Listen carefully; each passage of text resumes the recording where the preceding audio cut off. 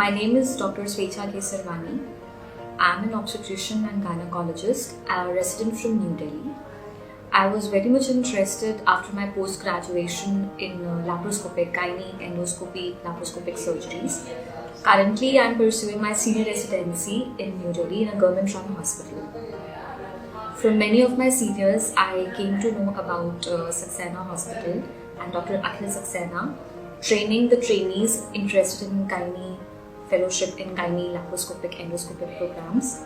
So that is why I registered myself for the 3-day workshop in which we were taught about the basic anatomy and the structure, the instruments, about the setup of the OT, energy sources. Regarding each and every detail, we were very much thoroughly taught about such things.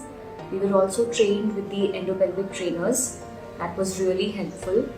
And definitely I have felt a lot of difference after this 3-day workshop program, and looking forward for some more training such like that. After this 3-day hands-on program, definitely I'm looking forward for some more training like this. So definitely I'll be enrolling myself in upcoming programs. Thank you.